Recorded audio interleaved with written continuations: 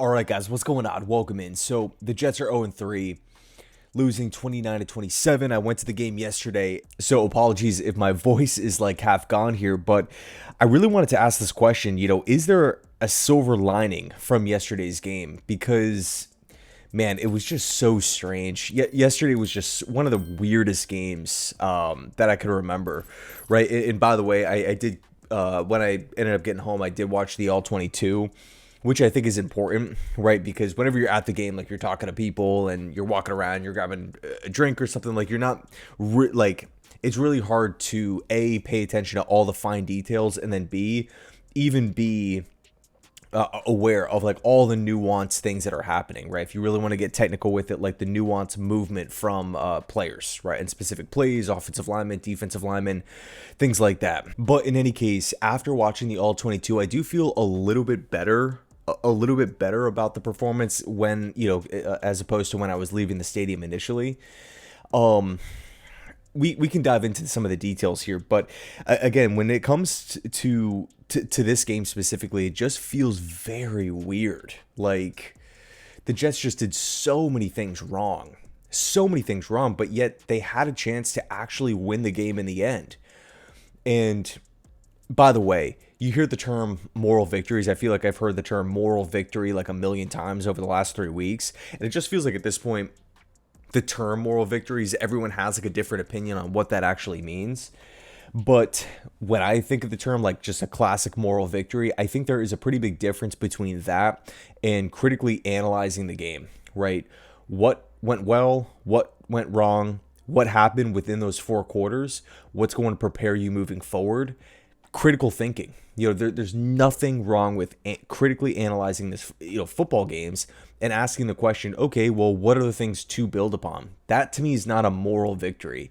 Because if you just go in the simple black, white, okay, wins, losses, losses, same old Jets, everything sucks, everyone sucks, fire everybody, you don't get anywhere, right? And then if you also, on the flip side, win a game, you just ignore the things that have gone wrong, right? Maybe missed assignments or a poor game plan or a poor, QB play or something like that. You just ignore it. Well, a win's a win.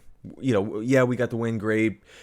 None of that stuff really matters because at that point there's, what about carryover? What about a proactive approach? What about projecting into next week and future weeks? You can't just look at these mistakes and just say, well, a win's a win. We don't, if we don't get the win, it's meaningless. I think that's the wrong path to travel down. Now, of course, I'm sick of losing just like you are, and that's going to change at some point. But I do feel like it's very important to look at these football games and ask the question, okay, is there a silver lining? Is there something that the Jets can build upon? In the Buffalo Bills game, I think the answer was no, which is why I was so freaking frustrated after that game, because it's like you're searching for it. I mean, Jawan Briggs had a good game, but outside of that, it's just like, you're searching, you're trying to find something, and nothing is really standing out, just disappointment after disappointment. This week, though, against Tampa, I do think, there is, you have the obvious silver lining, which is the Jets finding a way to not only just scratch and claw and get their way back into the game, but also secure the lead, right? It wasn't just 40-10 and the Jets score 2 late touchdowns, so the score like looks a little bit better. That was almost similar to last week, right? It was a complete like no show, 30-3, and then we get the late score, so it's like 30-10, so it doesn't look as bad.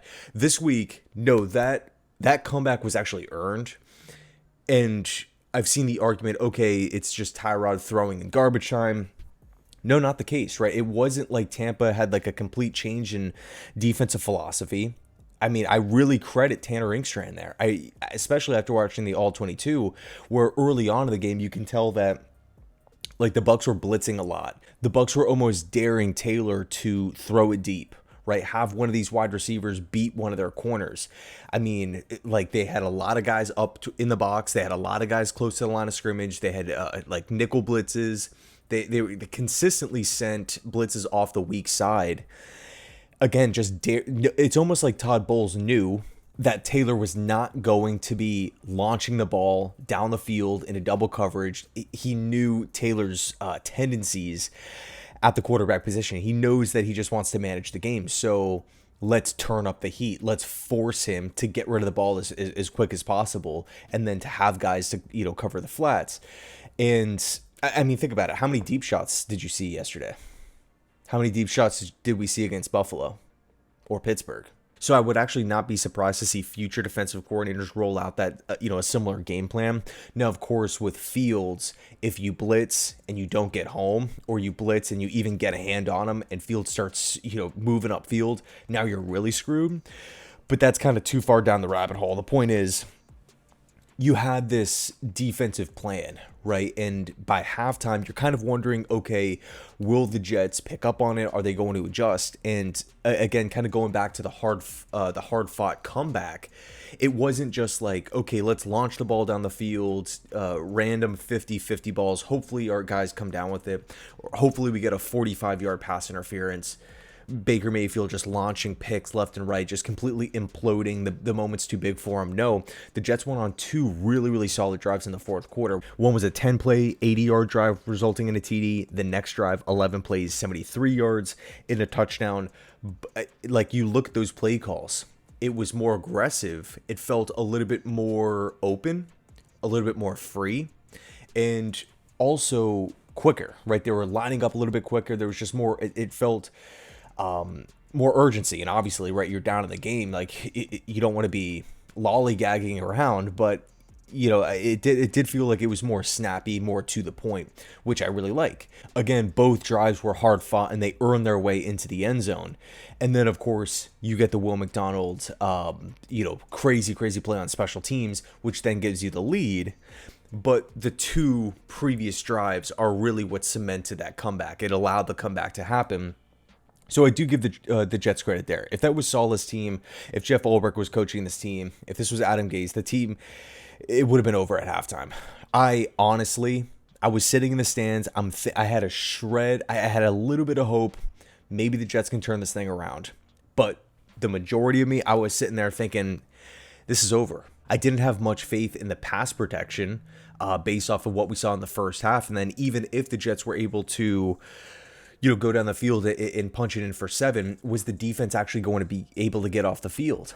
So I definitely had a lot of negative thoughts just kind of swirling at halftime. You had the freaking pick 6 and the Bucs are getting the ball back at the second half. Like, I thought that the game, I'm like, you know what, this is probably like 90% over, honestly.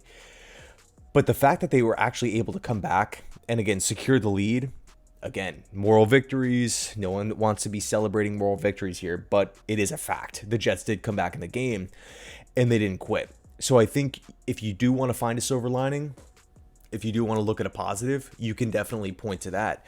But again, going back to the negatives, this defense has some serious problems. Serious problems. And what's really interesting is, like, even after watching the All-22, it's like, I don't even mind the blitz calls. I don't even mind some of these play calls that Steve Wilks is rolling out.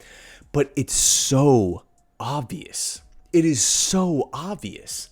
And I mentioned this in the Buffalo Bills recap, but in both games, the Steeler game and the Bills game, it felt like the blitzes were in slow motion for some reason, right?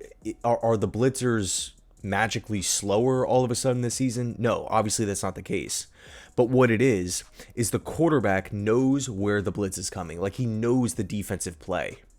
And so he can easily find pre-snap. This is not post-snap, pre-snap.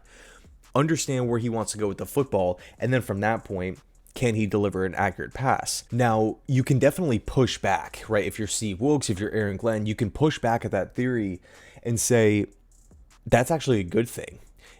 Not in every single case, not in every single play, we want to be unpredictable. But if we can strategically play the mental chess game with the quarterback, almost say, okay, QB, you know where you're going to go pre-snap, but we also know that as well. We're one step ahead. We're one step ahead of you. We're essentially just betting on our guy to make the play to beat your guy. Betting on the quarterback to not be able to either stand in the pocket, look poised, and deliver accurate passes. I think the problem so far that we've seen through 3 games We've played three really smart quarterbacks: Rodgers, Josh Allen, Baker Mayfield.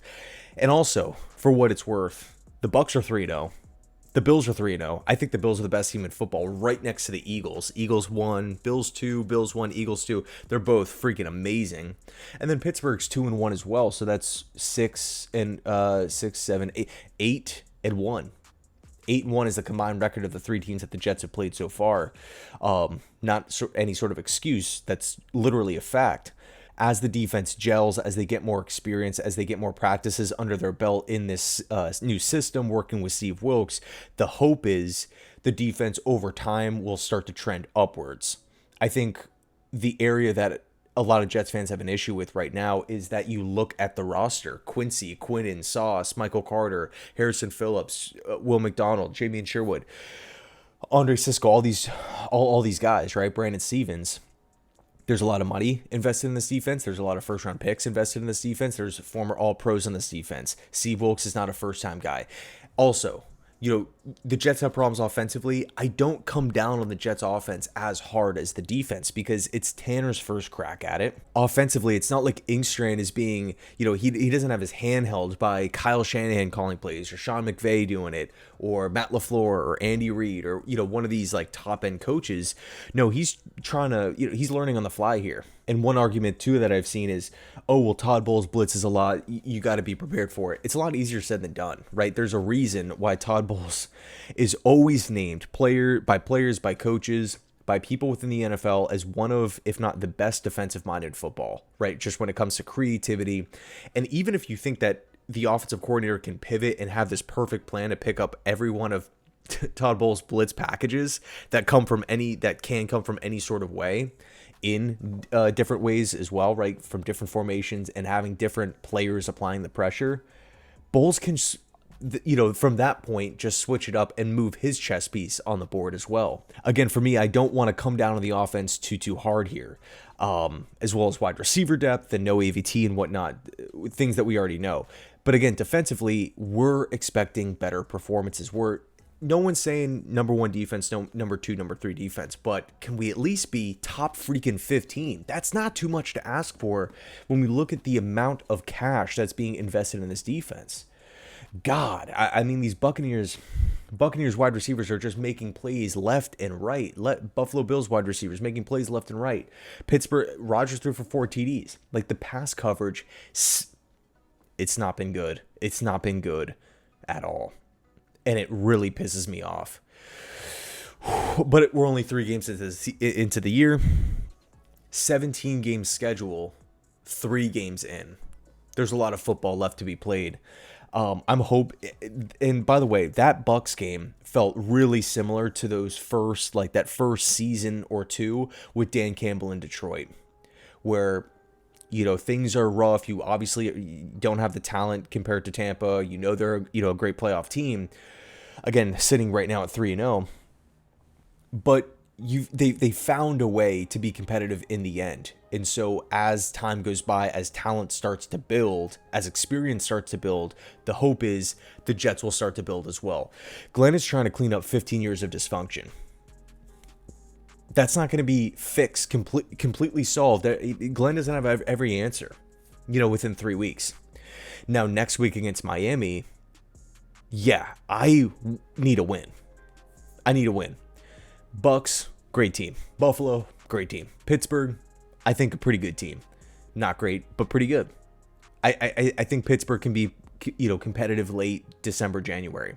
But this game will be played in Miami. Of course, we're going to be doing the preview and whatnot later on this week. So I don't want to jump, it's only Monday morning here. I don't want to dive directly into that, into that game. But that's a game right now where we better look prepared. Tyreek Hill, Jalen, I don't care. The defense has got to look better. At some point, the coverage has got to be better. If you want to pull a silver lining away from this game, though, we had the comeback. We secured the lead. But in the end, the defense just was not strong enough to hold. Can we build upon it? Or are we going to go backwards? Time will tell. Monday night, Jets, Dolphins. Big game. Dolphins are winless as well, right? 0-3 versus 0-3. yeah, Mike McDaniel, these guys, they have their chops in the line. They're gonna be coming in swinging. So we'll see. Anyway, let me know your thoughts down below in the comment section. Thanks so much for watching. I appreciate it. And as always, go Jets.